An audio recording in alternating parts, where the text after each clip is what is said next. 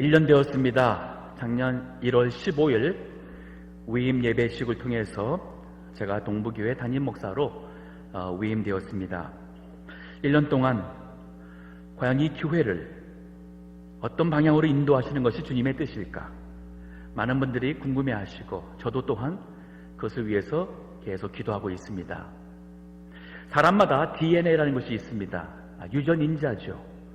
DNA, 유전인자가 어딘가에 문제가 있으면 아마 그분은 질병에 쉽게 걸리든지 그리고 장애 증세가 있게 될 것입니다. 즉 DNA가 건강해야 우리 몸도 건강하고 또 우리가 오래 참 건강한 삶을 살 수가 있어요. 지난주에 주님이 과연 원하시는 교회가 무엇일까? 참 인간이나 세상에 어떤 불순물이 들어가지 않은 참 올게닉 교회가 무엇일까 하는 말씀을 에베소서 4장을 통해서 증거하였습니다.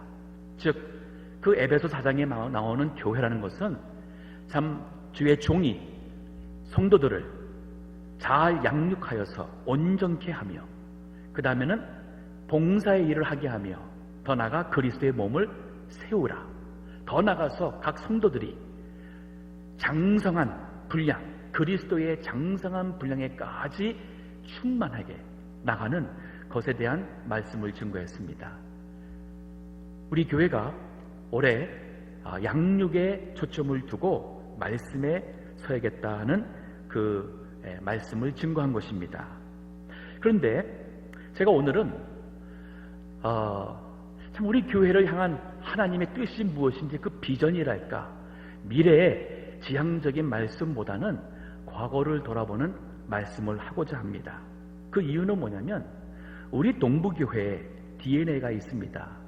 우리 교단에 DNA가 있고 우리가 받은 이 신앙의 뿌리가 있어요.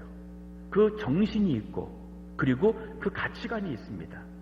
이것이 공유되지가 않은 상황에서 우리가 선교하자, 나가서 우리가 이거 하자 저거 하자, 우리 교인 숫자를 목표를 정해서 목표 달성하자. DNA에 문제가 생기면 성장하는 과정에 문제가 생겨요.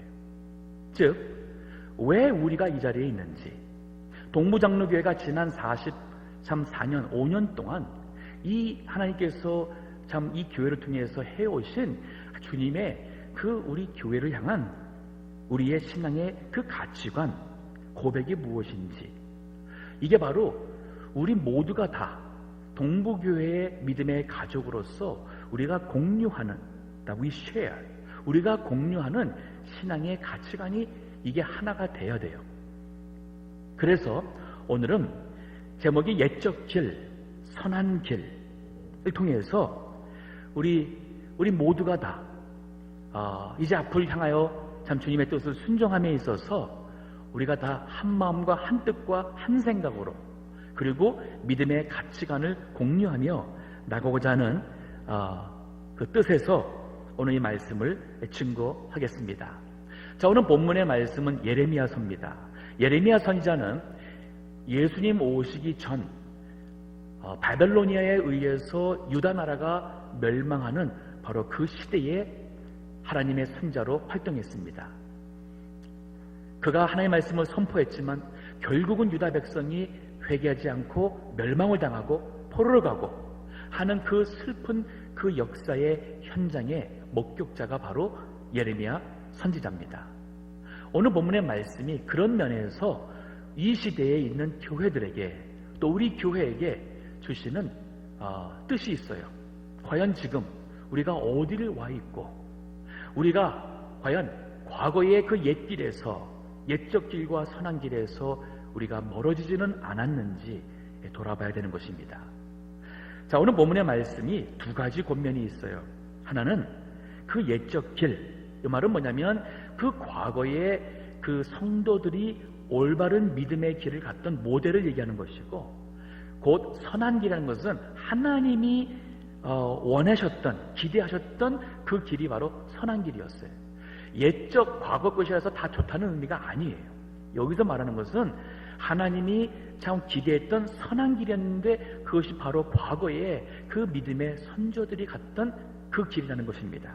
옛적 길 곧 선한 길로 행하라 하는 것이 첫 번째 주님이 주는 권면이었고, 두 번째는 그 파수꾼의 나팔 소리를 들으라 하는 이 말씀이 오늘 우리에게도 주시는 하나님의 권면의 말씀이 됩니다. 자, 먼저 우리 첫 번째 말씀을 보겠어요. 16절입니다. 여호와께서 이같이 말씀하시되 너희는 길에 서서 보며 옛적 길 곧 선한 길이 어디인지 알아보고 그리로 행하라. 길에 서라 그랬어요. 자, 우리가 열심히 가고 있습니다. 내가 지금 바로 가고 있나? 엉뚱한 데로 가고 있나? 이거는 서야 돼요. 우리 열심히 사는데 또 참 오랫동안 신앙생활을 해왔는데 과연 내가 지금 바른 신앙생활을 하고 있나? 이거는 서야 되는 겁니다. 이 길, 지금 우리가 가는 길, 이 신앙의 길에 잠시 서서 그리고는 보라 그랬어요. 앞을 보고 뒤를 보고 옆을 보고, 그리고 그 옛적 길, 하나님이 기대했던 그 믿음의 삶을 살았던 그 옛적 길, 선한 길이 어디인지, 내가 그 길에서 멀어지지는 않았는가 돌아보라는 겁니다. 이게 참 중요한 거예요. 예레미야 2장 2절에 보게 되면은 하나님께서 이스라엘 백성에게 이 말씀을 주면서 그 옛날의 그때를 상기하여, 하나님, 이 이스라엘 백성들이 참 여호와는 우리 하나님이시다, 할렐루야, 그분을 예배하며 하나님께서는 너희는 내 백성이다 했던 그 하나님과 언약을 맺었던 그때, 이게 바로 신랑과 신부가 결혼했던 그거와 같이 비유를 들면서 예레미야 2장 2절에 보면은 그 하나님께서 그 과거를 생각하면서 그때의 그 모습으로 돌아가도록 하나님께서 말씀을 하십니다. 마태복음 7장 13절과 14절을 보게 되면 좁은 문으로 들어가라는 표현이 있어요. 또 좁은 길로 가라. 사람들은 넓은 문, 넓은 길을 가기를 원한다 그랬어요. 왜냐하면 좁은 길은 협착하거든요. 위험하거든요. 많은 사람들은 그 길로 가지만은 주님은 생명의 길 되는 좁은 길, 그리고 좁은 문으로 들어가라고 하십니다. 이 말이 뭐냐면 예수님께서 말씀하시는 좁은 문과 좁은 길은 사람의 수가 많다고, 많은 사람들이 그것이 옳다고 해서 그것이 진리가 아니라는 얘기예요. 많은 대형교회가, 오늘날의 기독교의 추세가 이쪽으로 간다 해서 그것이 항상 옳다고 말할 수가 없다는 얘기예요. 중요한 것은 하나님의 말씀, 성경이 바로 좁은 문이고 좁은 길이에요. 그런가 하면은 시대가 바뀝니다. 문화가 바뀝니다. 이러한 변화 속에서 교회도 발빠르게 움직여야지만 교회가 성장이 되고 젊은이들을 우리 교회에서 참 그 젊은이들이 우리 교회에 남지 않겠느냐, 아니 교회로 모이지 않게 하지 않겠느냐 하는 그러한 많은 유혹이 있을 겁니다. 근데 잘못하면 그것이 넓은 문과 넓은 길과 같은 타협이 될 수가 있다는 얘기예요. 그래서 항상 하나님의 법과 원칙을 지키는 것이 좁은 문과 좁은 길입니다. 길에 서서 어디인지 알아보라 그랬습니다. 그런데 그렇게 할 때에 주님이 하신 말씀이, 그러면 너희 심령이 그리로 행하라, 너희 심령의 평강을 얻으리라 하나 그들의 대답이 우리는 그리로 행치 않겠노라 하였으며, 하나님이 약속하십니다. 그 길을 회복해서 간다면 평강을 주시겠다. 즉 이것은 형통을 주시겠다는 말씀이에요. 여호수아 1장 7절과 8절의 말씀도 보면은 하나님께서 모세의 후임이 되는 후계자가 되는 여호수아를 통해서 그 하나님의 백성들이 약속의 땅에 들어갔을 때에 좌로나 우로나 치우치지 말라 그랬어요. 뭐가 기준입니까? 하나님의 율법의 말씀. 이 말씀에서 더 잘하려고 하지도 말고 그 말씀에서 빼지도 말고, 그러니까 성경 말씀대로만 해야 되는데 종종 더 잘하겠다고 한 것이 바리새파가 된 것이고 그 말씀을 빼서 한 것이 바로 사두개파가 되는 거예요. 오늘날도 이 말씀에서 여기에서 감정이랄까 인간적인 요소를 더해서 하는 것이 바로 신비주의로 가는 것이고, 이 말씀에서 빼서 이성적으로 이 말씀을 해석하는 것은 바로 자유주의 신학이 되는 겁니다. 하나님 말씀. 그러면은 너희가 형통하리라 하는 말씀을 하셨어요. 형통. 참 우리가 하는 모든 일이 참 하나님의 은혜로 형통케 되고 우리 자녀들이 하나님의 은혜 가운데 형통케 되는 길은 바로 이 하나님의 말씀 정도로 가는 것이라는 뜻이에요. 그 바로 형통케 된다. 당시 이스라엘 백성 유다인들은 이제 바벨로니아의 이 침략이 첫 번째는 605년도 그리고 두 번째는 597년도 그리고 세 번째 주전 586년에 세 번째 침략으로 완전히 멸망당하게 됩니다. 지금 세 번째가 이 침략으로 멸망될 수 있는 임박한 상황에 지금 예레미야가 이 말씀을 지금 주는 거예요. 길에 서서 돌아보라는 거예요. 그리고 과연 그 옛적 길, 아브라함이 믿음을 지켰던 그 길, 다윗이 하나님 앞에 온전한 사람으로 인정받고 주권의 하나님을 믿고 하나님 말씀대로 공의대로 살고자 했던 그 길, 이러한 믿음의 그 선조들의 그 옛적 길을 돌아보고 그 길로 행하라는 겁니다. 그럴 때 하나님께서는 평강을 준다 그랬습니다. 이사야서 26장 3절에도 심지가 견고한 자를 평강의 평강으로 인도하신다 그랬고 이는 저가 주를 의뢰함이라 그랬습니다. 저희 구절들은 집에 가서 개인적으로 시간 세이브 위해서 찾아보시기 바랍니다. 제가 오늘 이 말씀을 하는 이유는 우리 동부교회가 참 오늘날까지 이 자리에 있기까지는 우리가 배우고 우리가 물려받은 신앙의 옛적 길이 있습니다. 먼저 교리적으로는 우리 개혁주의라고 해요. 많이 들어보셨죠? 아마 여기 계신 분들도 개혁주의 들어보셨을 겁니다. 하지만 제가 개혁주의가 무엇입니까? 라고 물어보면 뭐라고 대답하시겠어요? 개혁주의, Reform Theology. 개혁주의가 뭐예요? 그 뿌리는 종교개혁으로 올라가는 거예요. 지금부터 500년 전으로 종교개혁, 마틴 루터로부터 시작했던 종교개혁, 그리고 한 20, 30년 후에 등장한 이 존 캘빈, 우리 캘빈의 그 신앙 사상과 그 신앙에 대한 이 정립된 것이 바로 우리의 신앙의 뿌리고, 이게 바로 웨스트민스터 신앙 고백이고 또 소요리 문답, 대요리 문답이 됩니다. 자, 그러면 이 개혁주의의 신앙의 뿌리를 제가 간단하게 설명하면서 이것이 오늘날 우리에게 어떠한 의미가 있는지를 설명하겠어요. 자, 우리 왜 종교개혁이 일어났습니까? 500년 전에. 그 종교개혁이 일어나기 한 500년 전, 1517년에 일어났는데 그 이전에 거의 한 1000년 동안 교회가 1000년 동안 타락을 하게 됩니다. 타락한다는 얘기는 뭐냐면 교회에 욕심이 들어왔어요. 그리고 power, authority, 이 교회의 교권이 들어왔습니다.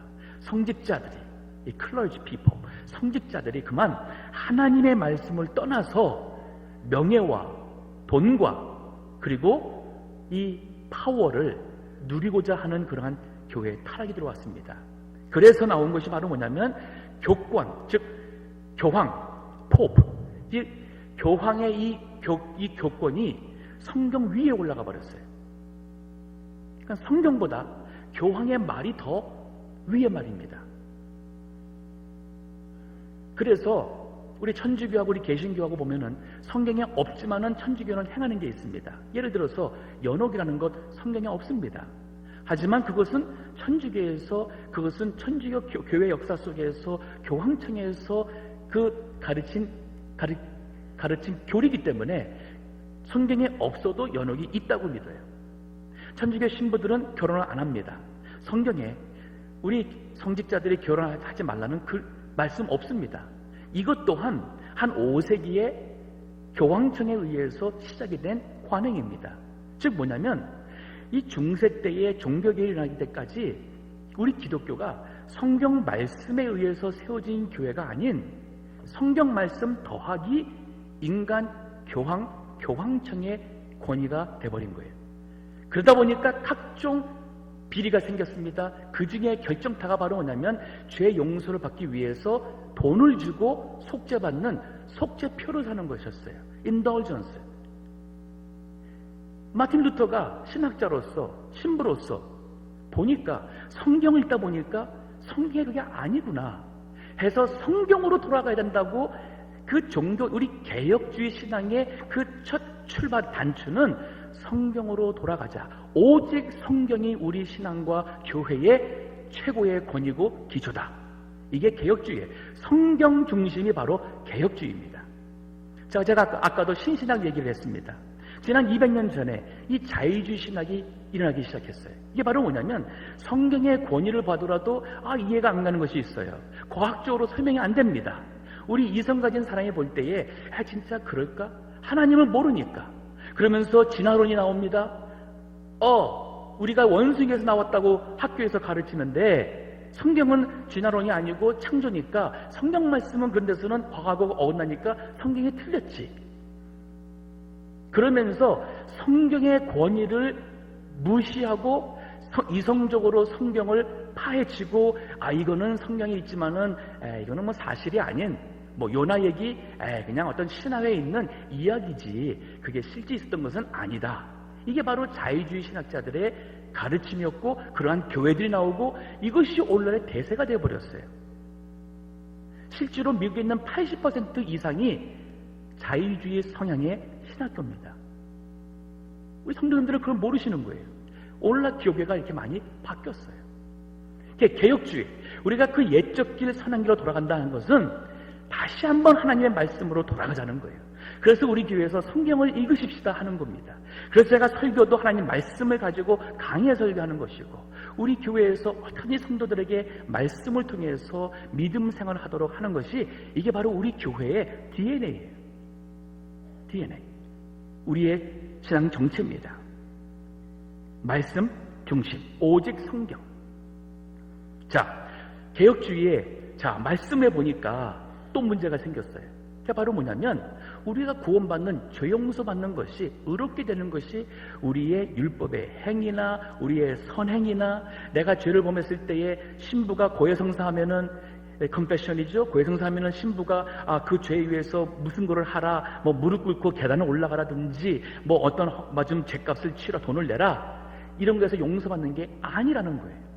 즉 성경에서 가르치는 죄 용서와 구원은 믿음으로 되는 것이지 우리의 행위로 되는 것이 아니라는 것이 두 번째 종교개혁의 핵심 포인트였어요. 그래서 오직 성경 그리고 오직 믿음이라는 겁니다. 근데 오늘날도 우리 갈라디아서 같은 경우에도 갈라디아 교회의 문제가 뭐였냐면은 예수 그리스도를 믿음으로 구원받는 거 맞지만 그래도 할례는 받아야 한다는 것이 바로 꼭 구원 더하기 뭔가 하나 인간의 요소를 요구했어요. 근데 사도 바울은 갈라디아서에서 그것은 다른 복음이라고 했어요. 이 말은 뭐냐면 이단이라는 얘기예요. 근데 오늘날 우리가 정말 믿음으로 구원받는 오직 믿음이라는 우리 이 개혁주의의 신앙에 너무 많은 요소들이 들어왔어요. 심지어는 교회 이 자리에 있는 많은 분들도 내가 구원의 확신이 있다 없다는 것이 요즘에 내가 신앙생활이 과거와 달리 교회도 제대로 못 나오고 요즘에 내가 참 개인이 좀 부끄러운 게 많아서 이러다 죽으면 내가 지옥 가지 않겠나 하는 분들이 있다는 얘기는 아직도 이 복음을 모르는 거예요. 나의 어떤 의로운 행위와 내가 구원받을 만큼 그렇게 정말 참 선하고 착하고 그렇게 종교생활을 했기 때문에 하나님이 나에게 구원 주는 게 아닌 겁니다. 그러면 예수님이 십자가에 죽을 이유가 없어요. 우리 인간은 성경의 선포는 의인은 없나니 하나도 없다. 우리 인간은 다 이 속 안에서부터 근본적으로 타락이 되었어요. 편질되었어요. 이게 바로 우리 칼빈주의의 첫 번째 인간의 전적 부패성이라는 겁니다. The total depravity, inability of man. 이게 바로 우리 개혁주의 신앙의 뿌리예요. 오직 믿음.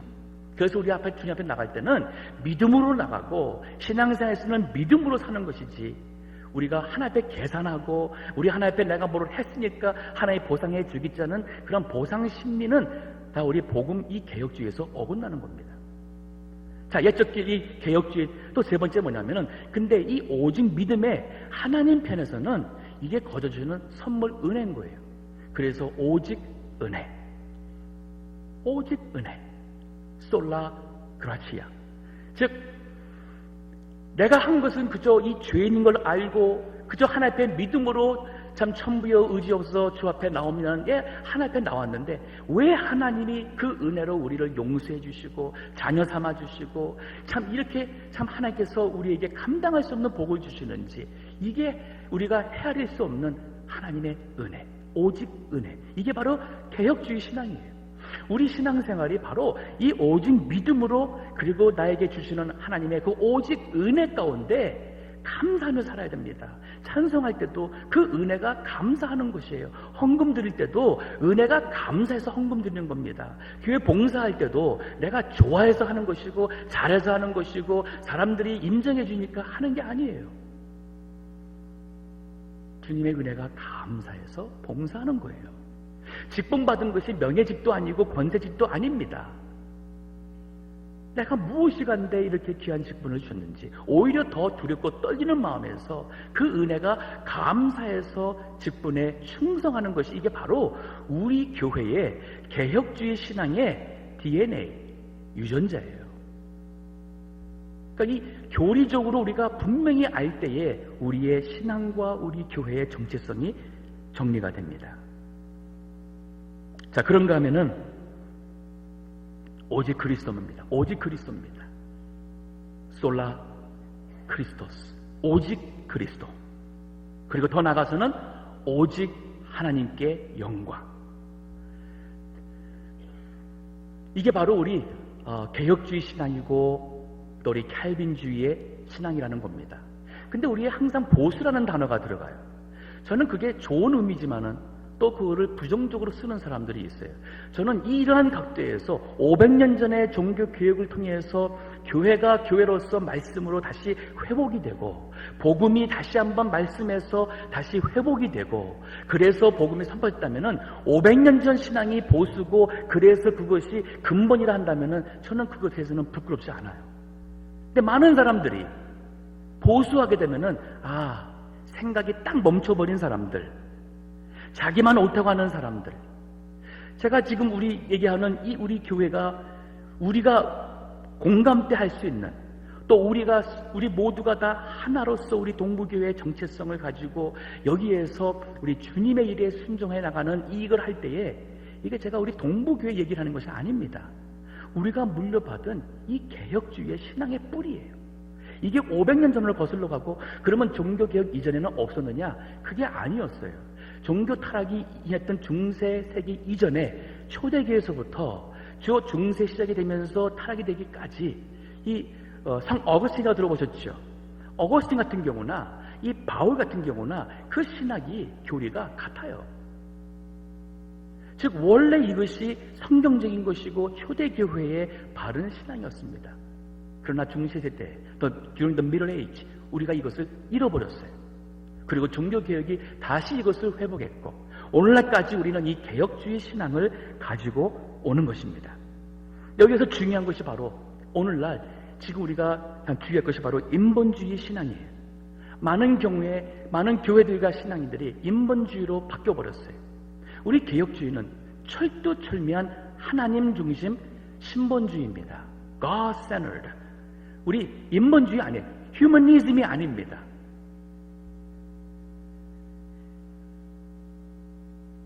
즉 예배를 드리는 것이나 교회로 모이는 것이 우리 사람, 인간을 위해서 인간 중심으로 되는 게 아니라는 말씀입니다.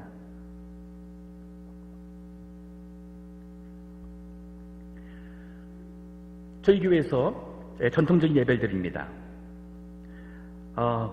왜 우리 교회는 예배를 옛날처럼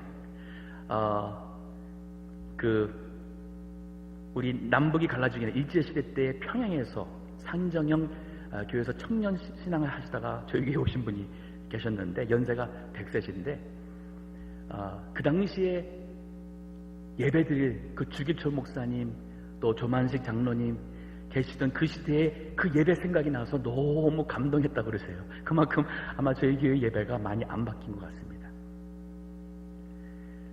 그 이유가 뭐냐면 다른 이유가 아닙니다. 우리가 찬양하는 것이 엔터테인먼트가 아닙니다. 근데 이 시대에 CCM, 현대 기독교 음악이나 오늘의 많은 복음성이나 이것이 하나의 엔터테인먼트처럼 돼버렸어요. 그리고 이것은 큰 비즈니스가 되었습니다. commercialized, 즉 상호화가 되었어요. 그리고 거기에는 카피라이트, 저작권이 있어서 교회들이 그것을 쓸 때마다 돈을 내도록 그렇게 요구를 합니다. 안 할 경우에는 보고를 해가지고 그리고 고소해서 그 페널티를 받아가는 일들도 생겼어요. 과연 찬양이 이것이 돈을 버는 하나의 굿이 될 수가 있을까요? 어느 때부턴가 우리가 이 복음을 전한다고 예수님을 찬양한다고 하면서 하는 이 모든 것들이 왜 이것이 이렇게 물질적으로 세속화가 됐냐는 거예요.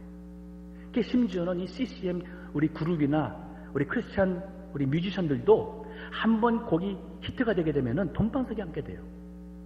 그런 사람과 계약을 맺은 이 뮤직 컴퍼니나 이런 사람들도 그러한 사람들과 계약을 맺어서는 큰 엄청난 기독교 비즈니스가 되어버렸습니다. 저희 교회에서 왜 열린 예배 안 하냐는 질문도 들었습니다. 열린 예배의 시작이 바로 어떻게 하면 교회 안 다니는 사람들로 하여금 친근감 느낄 수 있는 음악을 제공할까? 그런 스타일의 음악, 그런 스타일의 예배, 그런 스타일의 설교, 그런 스타일의 단어 선택. 좋아요. 처음 교회에 나와서 어색한 사람들이 참 느낄 수 있는 그것을 친근하게 하기 위해 했다는 의도는 좋았는데 그것이 시열의 흐름 속에서 그만 언제부턴가 교회가 사람을 위해야 되고 사람의 비율을 맞춰야 되고 그리고 사람 중심으로 바뀌어내는 거예요. 하나님 중심이고 말씀 중심이 돼야 되는데 교회에 오게 되면은 교회에서는 중심이 하나님 말씀이라는 거예요. 이게 내가 싫고 좋고 문제가 아닌 거예요. 성경 보세요. 하나님께서 율법 말씀을 주시고 하나 구약의 제사 드릴 때 거기에서 어긋나게 되면은 다른 불을 드렸을 때 심지어는 아론의 나답과 아비라는 첫째 둘째 아들이 다른 불을 드렸다 해서 하나님께서 불로 그들을 쳐서 죽는 엄청난 일도 있었어요. 본복인 겁니다. 교회 나왔으면은 이제는 내 생각, 내 가치관, 내 종교관 이것이 중요한 게 아니라 과연 성경 말씀에 이것이 올바르냐 돌아봐야 돼요. 그리고 잘못됐으면 회개하고 나를 맞춰가 나가야 되는 겁니다. 그렇기 때문에 교회는 민주주의가 아니에요. 민주주의하게 되면은 무엇입니까? By the people, of the people, for the people이에요. 사람에 의해서 사람의 그리고 사람을 위한 그것이 민주주의예요. 그러면 교회가 우리 교인을 위해서 교인을 위한 교회가 된다면은 더 이상 주님의 교회가 아닌 거예요. 교회는 하나님에 의해서 그리고 하나님을 위한 교회이기 때문에 민주주의가 아니라는 겁니다. 즉 아무리 많은 다른 교회들이 이렇게 한다고 했고 그래서 성장했다 해서 우리 교회도 이렇게 해야 되냐 안 하는 기준은 성경 말씀의 기준이지 모든 교회가 그렇게 하니까 우리도 하자. 이거는 우리 동부교회의 DNA가 아닙니다. 저희 동부교회는 개혁주의의 이 신앙으로서 오직 말씀, 오직 믿음, 오직 은혜, 오직 그리스도, 오직 하나님께 영광 여기에서 신신학 자유주의를 배제할 것이며 또 인본주의를 배제할 것이며 하나님 중심의 교회를 세워나갈 것이고 또 교회 안에 세속 물질주의가 들어와서 우리 교회가 성도님들이 이러한 인간적인 세상에서의 출세와 축복을 그러한 기복신앙을 마치 하나님의 축복인 것으로 착각하는 그것이 아닌 정말 하나님의 영광을 드러내는 바른 그러한 축복의 개념을 추구할 것입니다. 저희 동부교회는 신비주의를 배교할 것입니다. 즉 인간의 감정과 인간의 어떠한 체험과 인간의 어떤 들은 것과 생각과 인간적인 요소가 성경 말씀을 대신하는 것은 용납할 수 없다는 말이에요. 제가 이제 목회자가 여기 이제 부임이 되고 우리 이영규 목사님, 전임 목사님께서 목회 방침하셨던 그 내용의 글을 제가 전달을 받았습니다. 이것은 우리 그 이영규 목사님 밑에서 신앙생 하시던 우리 장로님 한 분께서 저에게 주신 거예요. 거기 보면 이렇게 되어 있어요. 목회 방침 두 가지가 이렇게 있는데 첫째는 하나님의 영광을 위하여 이게 바로 개혁주의잖아요. 하나님의 영광을 위하여 구령 운동만을 힘쓰되 즉 영혼을 구원하는 이 복음의 일을 힘쓰되 하나님이 원하시는 진리의 교회를 위하여 인간이 원하는 게 아닙니다. 하나님께서 원하시는 진리의 교회를 위하여 신신학과 신비주의와 세속주의를 배척하고 보수주의 교회를 세워나감. 이렇게 하셨어요. 두 번째는 뭐냐면 거기에서 설교 시간마다 요 교환을 만들어, 이게 바로 뭐냐면 저희 주보에 이게 대지와 소지가 쭉 나가 있죠. 이걸 말하는 거예요. 즉 성경 말씀에 근거한 이 대지 소지의 교환을 만들어서 철저하게 성경을 바로 가르치고 연보함에 연복해 함으로 명예, 영광심을 없이 하며, 즉 성경대로 바로 하자니까 우리 교인들이 참 누가 뭐 헌금 많이 했다 해서 이렇게 자꾸 부추기고 명예심하는 거 안 한다는 거예요. 저도 안 할 겁니다. 우리 하나님 앞에서 헌금했고 하나님 앞에서 참 드렸으면은 거기서 끝나는 것이에요. 그 다음에 모든 재능을 은혜로 감사하여 무료 봉사케 함. 참 우리 동부교회 참 세상에서는 귀한 훈련 받으시고 교육 받으시고 그러한 참 은사 있으신 분들이 어떤 사례에 대한 기대를 하지 않고 오늘까지 믿음으로 봉사하는 그러한 전통, 우리 교회의 DNA가 있습니다. 그 외에 또 우리 목사님께서 여러 가지를 정리한 주님이 세우시는 교회라는 그러한 그 타이틀 아래 우리 동부교회의 특징을 정리한 게 있어요. 그 중에 몇 가지만 제가 얘기한다면 이런 게 있습니다.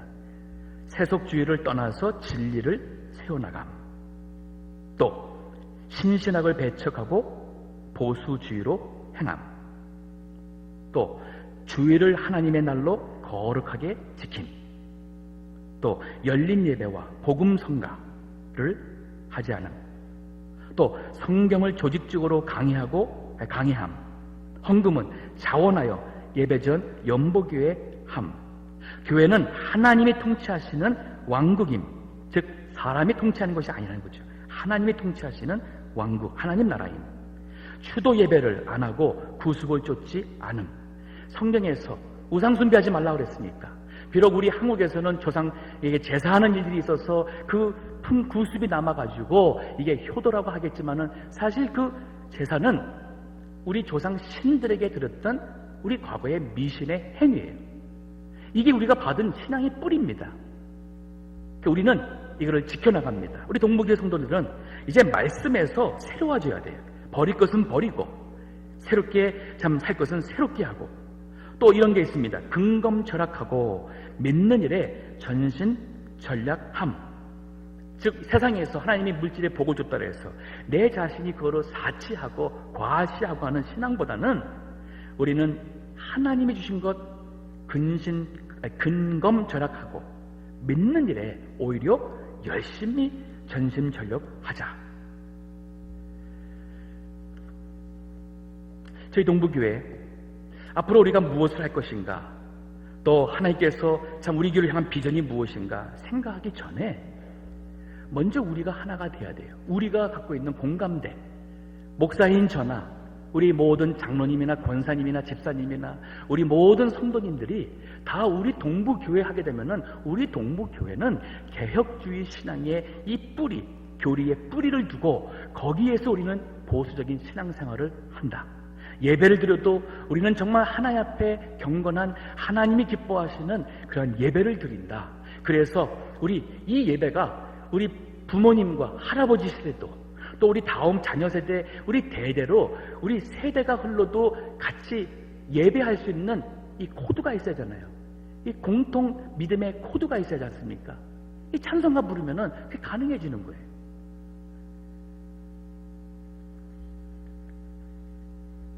제가 한 가지 더 얘기하고 싶은 것은 다원주의의 문제입니다. 이 플러럴리즘, 즉 이 개혁주의 신에서 벗어나서 오직 그리스도라 그랬는데, 이 다원주의는 뭐냐면 그리스도가 아닌 다른 종교에도 구원이 있다는 거예요. 이 여파가 바로 뭐냐면 지금 우리가 살고 있는 시대는 포스트 모더니즘 시대예요. 즉 후기 근대주의입니다. 이 시대의 특징은 뭐냐면 수용입니다. 이 톨러런스, 모든 것을 수용하는 거예요. 여기서 나온 게 바로 동성연애도 우리가 수용하자. LG, BTQ, 이런 Q까지 갔어요. 하여튼 이상해서 참 제가 표현을 쓸 수가 하기도 얼만큼 그럼 각종 변태적인 성생활하는 사람들도 다 수용하자는 거예요. 이것이 그런 문화적인 추세인가 하면은 교회에도 들어왔어요. 신학에도 들어왔어요. 왜 굳이 예수를 믿어야지만 구원받는다고 하는 것은 너무 기독교의 독선적인 것이다. 이게 바로 WCC 에큐메니컬 운동이었고 이게 지금 많은 이 뿌리를 내려버렸습니다. 자, 이게 지금 얼만큼 심각한 지경까지 왔는지 캐나다 밴쿠버에 트리니티 웨스턴이라는 기독교 대학이 있습니다. 제가 학사한 곳이 바로 거기입니다. 거기 안에 신학교가 6개가 있는데 거기에 법대도 있어요. 근데 최근에 캐나다에서 그 법대가 고소를 받아가지고 2번 졌습니다. 그리고 지금 대법원에 그 케이스가 올라가 있어요. 무슨 지금 법적 재판을 받고 있냐면은 즉 반기독교인들이 트리니티 웨스턴 유니버시티에 있는 법대에 학생들이나 교수들이나 모든 직원들이 서명한 게 있습니다. 그게 바로 뭐냐면 성경적 가정, 성경적 성생활을 하겠다는 서약을 해야 돼요. 그 말씀 속에는 동성애는 허락이 안 되는 것이고 그 외에 이상한 행동들 허락이 안 되는 거예요. 가정은 성경적으로 남자, 여자 한 사람씩 가정이 되는 것을 거기에 서명을 학생과 교수와 직원들이 합니다. 이게 바로 크리스천 대학교니까. 근데 그것이 다른 사람들의 자유와 인권과 종교에 침해가 되었다 해서 고소를 했는데 졌어요. 하이어 코트에 했는데 졌어요. 이제 마지막 캐나다 연방 대법원에 올라가서 지금 이것이 재판 중에 있습니다. 이 말은 뭐로 설명하냐면은 지금 제가 담임 목사로서 우리 교회 부교육자를 제가 모셔온 데 있어서 우리가 믿는 이 신앙대로 이것들을 믿지 않는 사람이라 할지라도 동성애가 옳다고 믿는 사람이 할지라도 내가 그것 때문에 그 사람을 우리 교회에서 부교육자를 안 쓰게 되면은 고소를 해가지고 지금 재판관한테 진 거예요. 2번째 지고 그 다음에 대법원에 올라간 같은 그런 케이스입니다. 이 시대가 이렇게 편했습니다. 근데 안타깝게도 지금 미국이나 세계적으로 동성연애가 죄가 아니라고 고백하는 그래서 교단의 법을 바꾼 교단이 얼마나 많습니까? 낙태가 죄가 아니라고 하는 교단이 얼마나 많습니까?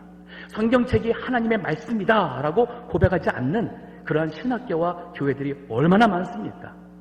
예수 그리스도가 아니고도 다른 종교도 구원이 있다고 하는 이 다원주의, 이 플러럴리즘 이것이 얼마나 많습니까? 우리 동부교회에 오시는 모든 성도들은 이 면에 있어서는 우리가 하나 되기 원합니다. 이것을 위해서 하나님께서 저를 이곳에 보냈고 또 우리 이영규 목사님의 후임으로 세우셨습니다. 저는 우리 동부교회의 DNA 지켜갈 것이고 개혁지의 신앙과 그 말씀을 계속 가르칠 것이고 또 이것을 선포해서 여기에서 우리가 주님의 일을 할 것입니다. 우리가 우리 교회에 대한 이러한 어떠한 확신을 가질 때에 우리 동부교회가 그저 한 교회, 누가 보기 싫어서 그냥 아무 교회나 가면 뭐 교회지 하는 문제가 아닌 거예요. 정말 이 시대에 교회다운 교회가 필요하고 하나님의 말씀과 신학적으로 바르게 서 있는 교회가 필요한 시대입니다. 교인 숫자가 교회가 아닌 거예요. 이러한 교회가 되도록 기도해 주시고 교육자들을 위해서 기도해 주시고 우리 성도들이 이러한 데 있어서는 모두가 다 순종하는 겁니다. 이러한 데 있어서는 우리가 다 협력하는 것이고 한 마음으로 주님의 일을 하는 것이 바로 주님이 기뻐하시는 교회. 안타깝게도 예레미야 시대 때의 유대인들은 이 말씀을 듣지 않았어요. 그 뒤에 보게 되면은 하나님께서 파수꾼을 보내서 나팔을 불었지만 그들은 그것을 듣지 않았습니다. 제가 시간이 지나서 2번째 포인트를 깊이 설명은 못하겠습니다. 그 나팔 소리가 바로 뭐냐면 지금 재앙이 임한다고 하나님이 했어요. 그러나 그들은 듣지 않는다고 그랬습니다. 그리고 그들이 여전히 헛된 믿음 생활을 하고 있었습니다. 결국은 하나님의 무서운 심판이 왔어요. 저는 이 시대에도 이 말씀이 같은 적용이 있다고 생각이 들어요. 오늘날 기독교 교계가 이 다시 그 옛적 길 곧 선한 길로 돌아가지 않고 올바른 말씀과 신앙적으로 회복이 되지 않으면 하나님의 경고의 나팔 소리가 임박할 이 시대에 그 심판 또한 임할 수 있다는 경고의 말씀이에요. 우리가 정신 차리고 우리 개인적으로도 믿음이 정신 차리고 바르게 서고 교회적으로도 하나님이 기뻐하시는 교회가 될 수 있도록 우리가 한 마음으로 서기를 간절히 축원합니다.